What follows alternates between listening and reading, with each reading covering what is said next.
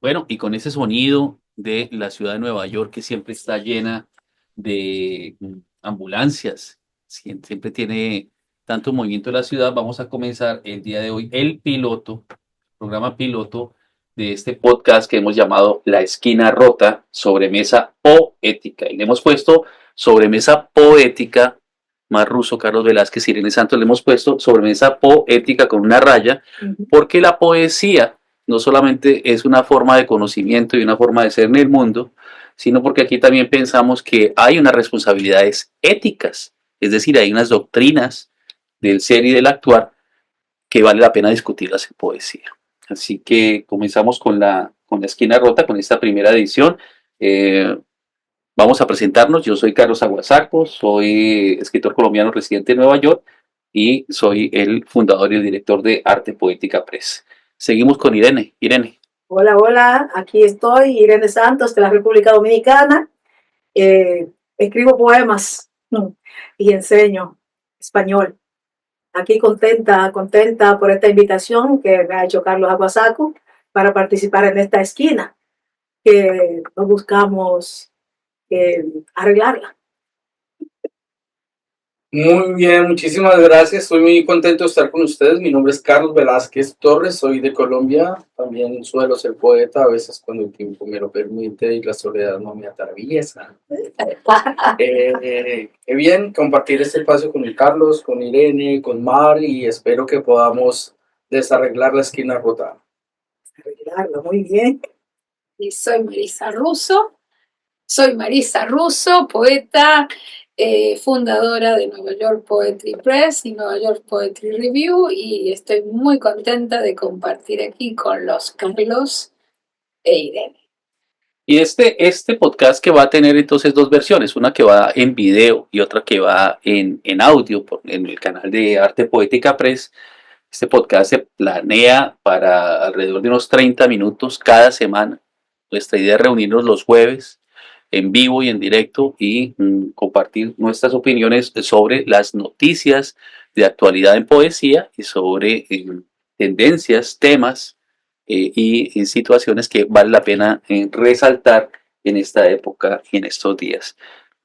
Así que bueno, ¿de dónde viene el nombre de la esquina rota, Carlos? ¿Usted recuerda de dónde salió ese nombre? Una reunión de amigos que tuvimos la idea de hacer una página, una revista literaria electrónica que en ese momento está en stand-by, creo. Claro, y este podcast es el primer paso del regreso de la página de laesquinarrota.com. La idea es que este podcast de poesía, de esta sobremesa poética, nos permita reactivar ese proyecto colectivo, inclusivo e incluyente, desde el punto de vista audiovisual. Que es un proyecto internacional, ¿no? Es con gente de la Universidad Nacional de Colombia, egresados de la Nacional y escritores de Bogotá y de Colombia. Bueno, y nosotros estamos todos aquí en Nueva York, ¿no? ¿Cuántos años en Nueva York, Marisa Russo? No me acuerdo.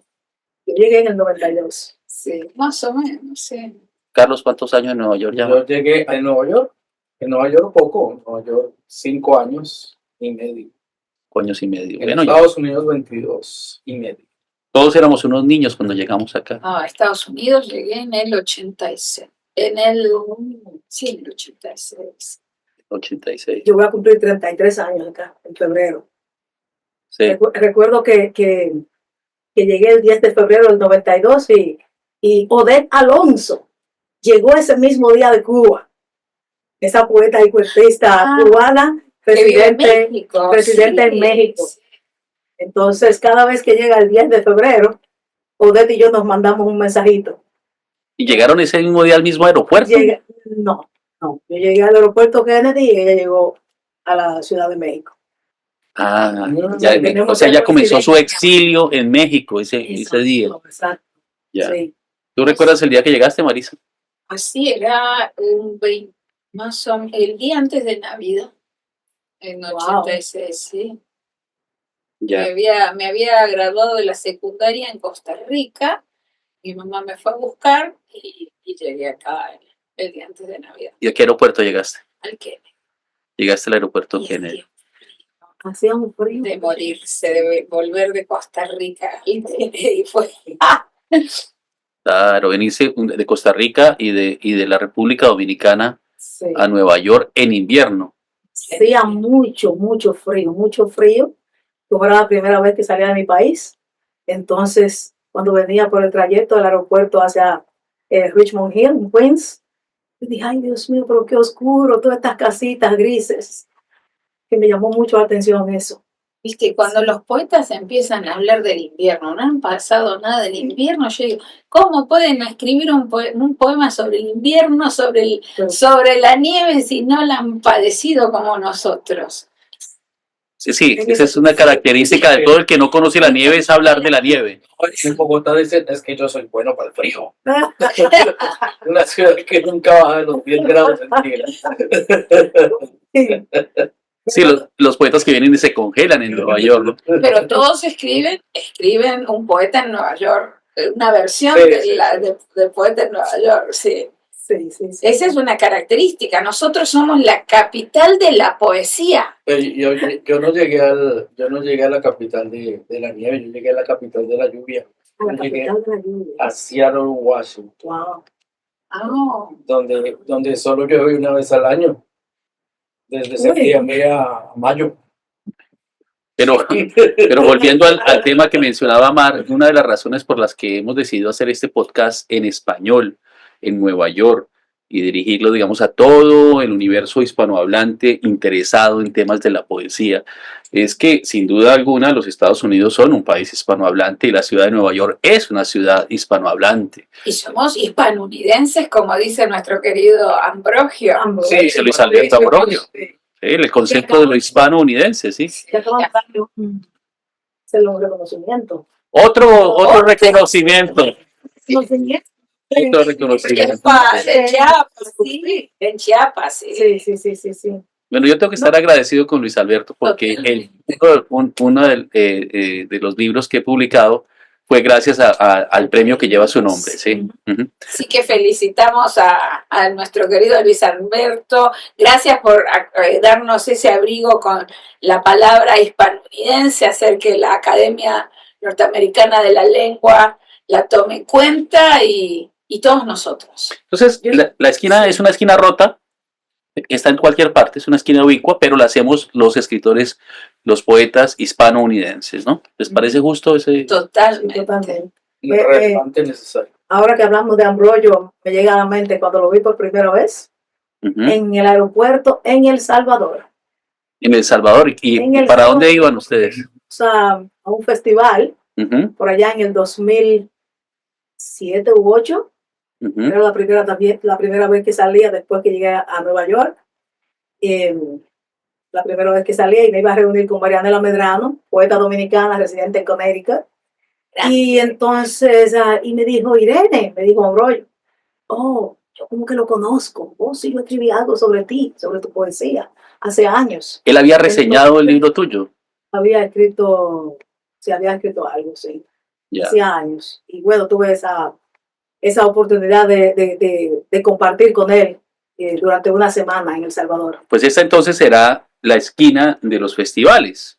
La esquina de los festivales. Tenemos que tener en la esquina rota una esquina de los festivales. Claro, sí. ¿Viste al Festival de Costa Rica entonces? El Festival de Costa Rica, invitada por Turrialba, el Festival de Turrialba. De Poesía de Turrialba. He estado 2 veces ahí. La experiencia maravillosa. Llegar allá a Costa Rica, al aeropuerto, y tomar un taxi a las 2 de la mañana con personas que yo no conocía. Después, claro, porque ella llegó cuando ya habíamos empezado, tuvo ese problema en el aeropuerto. Era una pareja y por dentro yo me decía, Dios mío, pero yo sí soy atrevida. Pero si mi familia sabe que yo estoy haciendo esto, se van a asustar cada vez que diga que yo voy para un viaje. ¿Recuerdas el nombre de la pareja? Posiblemente lo tenga por ahí en un cuadernito. ¿Sí? Porque posiblemente también tenga el número de teléfono. Carlos, esquina de los festivales, ¿cuál fue el último festival al que usted asistió, al que usted participó, maestro? Festival en Constanza, ¿no? ¿Constanza de qué país es Constanza? Constanza, Rumania. Ahorita ¿cuándo fue? ¿En mayo? Ahora fue A finales en septiembre. septiembre. Sí. Ah, sí, septiembre. ¿Quién lo invitó? ¿Cómo llegó hasta allá? ¿Cómo es el? Pues, Cuéntenos de ese festival que se hace en Constanza, Ese Rumania. festival además de festivales, es un simposio internacional de la Academia Tomitana de las Artes en Constanza. Es patrocinado por el arzobispo Teodosio De Tomis. Tomis. Ujú. Tomis es la ciudad donde Ovidio fue exiliado. Ujú. Y allá se hace junto al simposio, se hace un mini festival de poesía con los miembros de la Academia Tomitana. Y pues yo soy miembro por generosidad de la gente de Tomis, yo soy miembro junto con Carlos Aguasa. Somos miembros de la Academia Tomitana de- y bueno, ya nos reunimos y leímos junto a la estatua de Ovidio en el centro de Constanza. Caminamos por el malecón y leímos poesía junto a la estatua Y es que de ¿usted habla rumano, Carlos? Con 2 tequilas, tal vez. No, lo que pasa es que como Rumania es un país con lengua romana, sí, ellos tienen mucha cercanía. Ellos saben más español que nosotros romanos. Claro, ¿y quién lo tradujo? Carmen Bulzán, la gran poeta rumana, poeta y traductora, y una gestora cultural impresionante. Ese es un gran puente, ¿no? Entre el mundo hispanohablante y el mundo de Rumania. Y la invitación de Constantín Barbú, que es el presidente de la academia. Claro que sí. Es un gran académico. Académico en todo sentido, ¿no? Porque es académico de sentarse en la biblioteca a escribir volúmenes y volúmenes. Bueno, y luego, Mar, ¿cuál fue el último festival al que fuiste? Fui a uno fabuloso, estuve con Irene, con Tomás Modesto Galán y estuvimos en Marruecos. Marruecos. Sí, Pero- bueno, sí. Pero viajamos por 5 ciudades. 5 ciudades, maravilloso. Fue una experiencia El Festival de increíble. Poesía de Marruecos es uno de los Que no- más interesantes.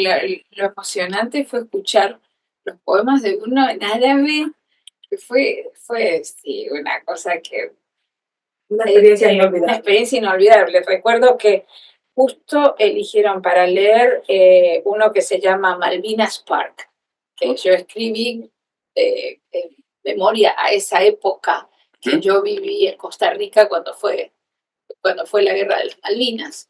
Y cuando escuché el poema en árabe, me puse a llorar, no podía, sabía de lo que estaba, no sabía hacia las palabras que habían utilizado ellos para la traducción exactamente, pero me emocionó mucho. ¿Y sabes quién tradujo? Fue Isa Fatmi. Isa Fatmi, sí. Isa Fatmi, ¿no? Cuando yo fui tuve el gusto de que las traducciones las hizo Halid Raisuni. También Raizuni también. Raizuni, ¿También? sí. La mía fue Harry Raizuni, sí. Que acaba de traducir la obra de Borges al árabe, entre otras cosas. Hace un par de días hablamos. Nos trataron como reyes en ese festival, la verdad No. que fue una experiencia maravillosa. Esto que traigo acá, esto lo tenía yo en el festival puesto así todo. Esto es mi recuerdo del festival. Sí. Sí, porque yo me hice todo y también Irene, andábamos las dos así, con esto puesto, y bueno, fue fabuloso. Sé que estuviste en ese festival, y que la gente te tiene te recuerda con mucho cariño.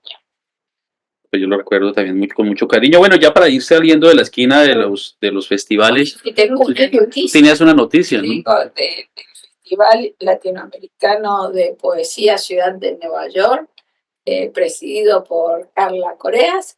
Vuelve el gran regreso del festival que se detuvo con la pandemia. Será en abril. Bueno, en abril entonces regresa el festival que organiza la salvadoreña Carla Coreas, Sí. Nuestra amiga de Long Island y nuestra amiga editora también, trabaja con Urpi Editores y que ha estado precisamente en una cantidad de festivales y quizá algún día la invitamos para charlar con ella. ¿Y qué le parece a usted el Festival de los Confines? Vamos. Riquísimo, fabuloso. Yo voy próximo festival. Que organiza Salvador Madrid, ¿no? Acabo de recibir mi invitación. Wow. hace 3 semanas. Así que nos Tengo vamos que a los responder. confines. Pero yo creo que antes de hablar de esos festivales a la que es invitada, creo que debemos decir que Carlos Velázquez, recuerdo, entre otras razones, pero creo que una de las razones por la cual él vino a Nueva York fue por el festival que Carlos Aguasaco y yo organizamos durante 10 años. Y cada vez que Carlos Velázquez venía como invitado, al final se invitó, pues vete, múdate para acá. Claro, y se volvió coorganizador del festival. Exacto. Y yo quiero decir Entonces, algo. que es importante. Ese fue mi primer festival. El primer festival en que yo participé fue el de ustedes, y después a los meses viajé al festival, al último festival que hubo de Granada, Nicaragua. The America's Poetry Sí. Festival. Bueno, el Festival de Poesía de las Américas de Nueva York es un festival que nosotros hemos organizado durante 10 años seguidos y del que hablaremos en otros momentos, pero bueno, ya se acaba, entonces cerramos la esquina de los festivales y utilizamos este espacio para invitar a las personas a que visiten la página de artepoética.com, donde incluiremos el enlace para este podcast y donde también tendremos un enlace para que nos manden noticias. Vamos a tener la posibilidad de que las personas nos envíen noticias, notas sobre libros. No nos comprometemos a publicarlas, pero sí nos comprometemos a revisarlas todas, ¿no? Hay una noticia que menciona, es que hubo una feria del libro de editoriales de poesía independiente en Venezuela. Ah, qué bien. Hace ¿Un par de meses? Sí, el mes pasado fue. Oh. Y interesantemente las editoriales que fueron todas latinoamericanas, las que estamos en Estados Unidos no nos invitaron, pero fueron todas editoriales de Latinoamérica. El país creo que reconocido fue México. Y bueno, dicen que estuvo fabulosa. ¿Tú crees que a los editores hispanohablantes de los Estados Unidos no se les invita a Venezuela, pues por la situación geopolítica de los Ahora, lo que sí me han dicho los editores que han estado es que era una feria entre ellos, porque los venezolanos no participaban de la feria. Hubo poca asistencia. Sí, no había asistencia porque la gente precisamente no iba en protesta, porque era una feria subsidiada por el gobierno. Así que hicieron una feria muy bonita, pero que la gente no participó por eso. Ya, no había participación masiva. Yo vi algunas fotos entre poetas. Es difícil imaginarse, Marisa, a una feria de editoriales de poesía en la que la mayoría de las personas que vayan no tengan la intención, por lo menos, de escribir poemas. Yo no sé si existe, ese es un tema para el podcast, si existe la persona que es estricto lector de poesía y que nunca intenta el poema. ¿Ustedes conocen a esa persona? ¿Ustedes alguna vez han conocido a una persona que sea un gran lector de poesía, pero que nunca intente el poema? Sí, yo he conocido un par de personajes, pero hace mucho tiempo. Sí, hay personas que leen. Era una visión un poco más romántica de la poesía, ¿no? Ya, eso era la sirena. Sí. La sirena. Pero bueno, ese es un tema que es una lástima, porque se hace ese esfuerzo, pero la gente no va a asistir porque no está con el régimen. ¿Tú crees entonces que piensas, ¿no? Que hay unas consecuencias, digamos, culturales del desacuerdo entre los gobiernos norteamericano y venezolano, que eso termina marginando, digamos, al público de las oportunidades? Porque yo he ido en diferentes ocasiones, siempre con permiso del Departamento de Estado, a Cuba, y allí la asistencia es buena, ¿no? No son eventos vacíos. Entonces, ¿cuál será la diferencia entre la situación en Venezuela y Cuba? Tú y yo fuimos, Serene, ¿recuerdas? A Cuba. Sí. Sí, estuvimos en Cuba hace unos años y básicamente todas las presentaciones que tuvimos hubo público. Mucho, además. Sí, mucho. Sí.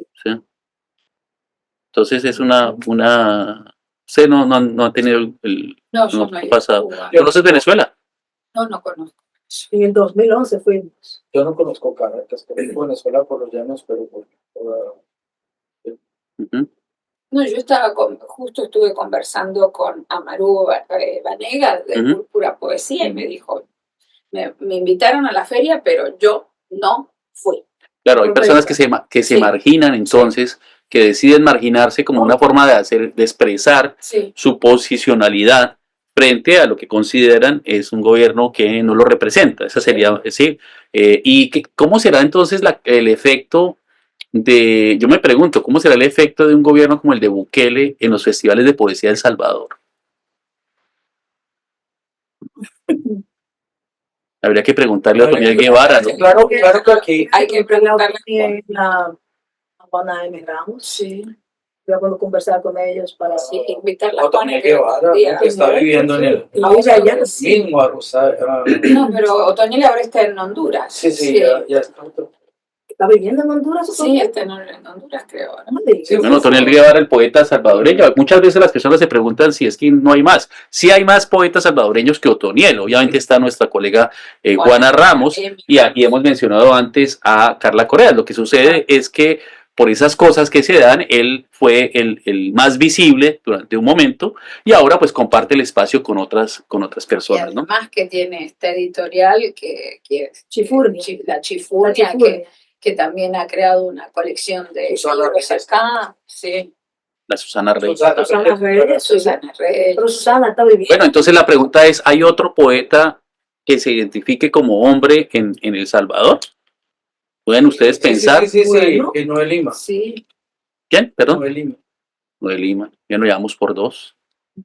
Y así. Bueno, y entonces la esquina rota tiene esta dinámica y es ir sacando a la luz estas realidades, estas preguntas que nosotros nos hacemos sobre la relación. Hemos hablado aquí ya, de facto, de la relación entre la posición política de los escritores y la participación o no en ciertos eventos. Por ejemplo, ¿qué pasó con el Festival de Nicaragua, de Granada? También fue una cuestión política, se lo cerraron.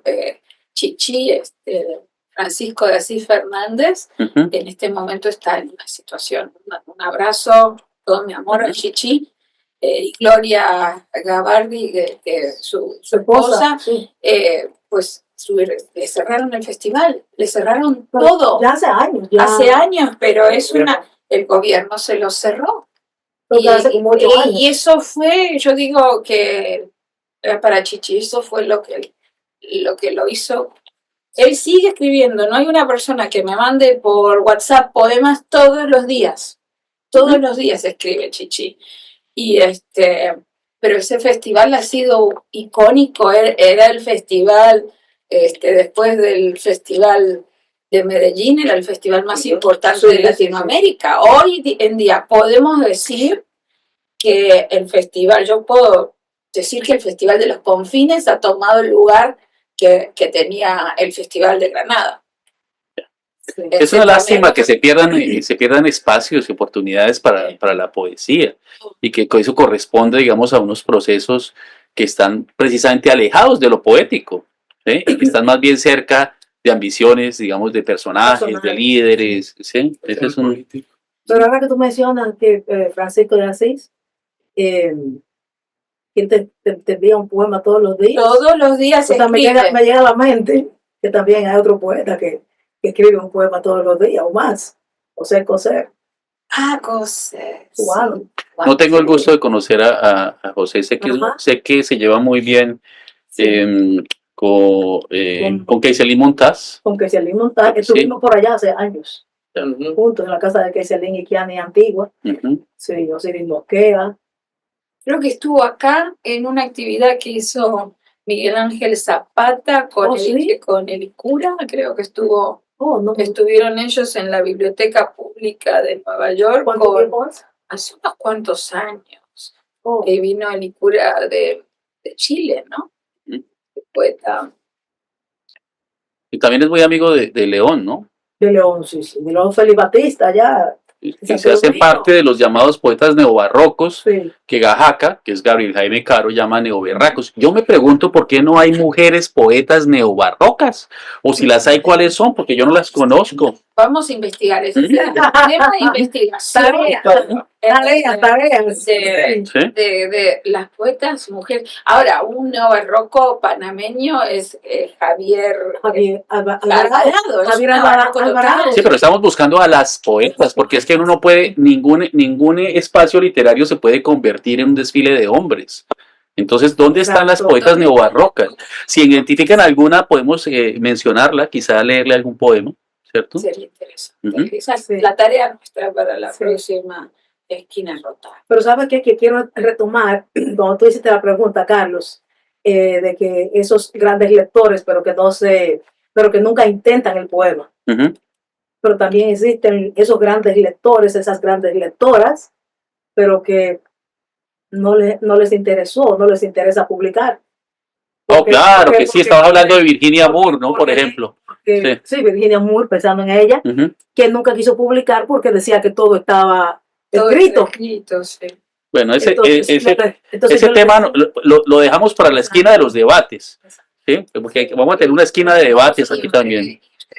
Dedicaron un festival a Virginia Moore, sí.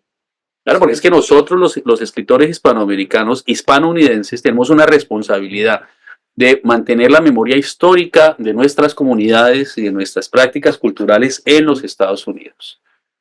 No hay una institución nacional que lo haga por nosotros. Entonces, digamos, tenemos que ser capaces de demostrar que nosotros somos una identidad que merece hacer parte de la memoria de esta nación, de este país. Y creo que esa memoria se queda ahí, sobre todo si van a los libros, a las antologías, y también se lleguen por ahí al Walt Whitman, claro, donde tienen algunos de los poetas un ladrillo dedicado a ellos. Tu querido poeta, que también se le dedicó un José de la Rosa. José de la Rosa. Bueno, el tiempo se nos va acabando en esta primera esquina rota. El día de hoy estamos haciendo lo que se llama la prueba de concepto. Este es el programa piloto. Yo quería mencionar algo antes de que nos vayamos. Y fue el concurso que se hizo en la Casa Silva en Bogotá. La Casa de Poesía José Asunción Silva, que es el lugar donde vivía el poeta nacional de Colombia. Tuvo hace poco, como dice Carlos, un concurso nacional. ¿Y qué pasó? ¿Qué nos querías decir, Carlos? Un nacional de poesía escuchando la naturaleza, donde hubo una convocatoria abierta y algunos de los poetas participantes ganaron primer premio. Fue un primer premio compartido y algunos tuvieron mención de honor. Entre los ganadores está Esteban Hincapié Barrera. Qué interesante el tema de Esteban Hincapié Barrera, porque como tú, al igual que tú, Mar, Esteban es un editor. Y eso es otro de los temas de las esquinas. Tenemos que hablar de la esquina del editor de poesía, en la que muchas veces el editor de poesía también es un poeta, y hasta qué punto publicar, celebrar la obra de otros, eclipsa la obra propia para nosotros. Todo el tiempo. Sí. Entonces, vamos a hacer una esquina de eso, entonces. Ya tengo la primicia del poema. Ah, sí, ¿cuál es el poema? ¿Cómo se llama? El poema no tiene título, pero son poemas ecológicos, ¿no? El poema es así. Vi un petirrojo en el Catatumbo, en su vuelo el ala surcó el pensamiento. Nunca el agua pesó tanto, entre las piedras del río sentí. Toneladas de memoria centellar de firmamento, los pies más densos que el olvido. La divinidad es el recuerdo, el vuelo, la contundencia de sus garras. Cómo vibra su piel, ¿por qué las alas? ¿Dónde el recuerdo? Caminar sobre el agua, siquiera mirarse, quietud absoluta. Caballo, libélula, gusano o piel. Pensamiento, sin transparencia ni memoria alguna. Hasta ahí el poema de Esteban Hincapié Barrera. Pero ¿cuál era la noticia tuya, Mar? La noticia, bueno, es una de alguien a quien quiero muchísimo, el querido poeta Waldo Leiva por el Premio Nacional de Literatura de Cuba 2024. Qué buena noticia, Felicidades, qué buena Waldo. noticia. Lo ha celebrado, ha sido uno de los poetas más celebrados en Ujú. esta semana. Ujú. La semana pasada ya anunciaron, sido de las personas más celebradas en redes y bueno, saludamos acá a nuestro querido Waldo desde la esquina rota. Bueno, la esquina, entonces, volvemos a la esquina de los premios. Tenemos entonces la esquina de las polémicas, ¿cierto? Tenemos la esquina de los festivales, ¿sí? Tenemos la esquina de los premios y vamos a ir abriendo más esquinas a medida en que vamos progresando. Bueno, finalmente nos despedimos entonces.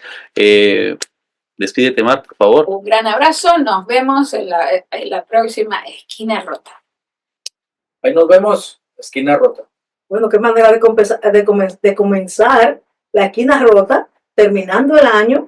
Felices fiestas para todos y nos vemos la semana próxima. Bueno, y aquí entonces se despide de ustedes también Carlos Aguasaco, de este piloto de la esquina rota, una sobremesa poética que esperamos reciba muchas, pero muchas noticias, comentarios y datos, porque queremos ser un podcast de poética inclusivo e incluyente. Aquí creemos que hay espacio para todas las formas de ser en poesía. Y aquí vamos a celebrar todas las formas de ser en poesía de la mejor manera posible. Sí, vamos a llamar la atención sobre lo que nos parezca inapropiado, cuando nos parezca necesario, cuando nos parezca indispensable, pero también vamos a asegurarnos de generar un espacio para noticias poéticas de interés transatlántico, de interés universal. Así que ya saben. Nos vemos.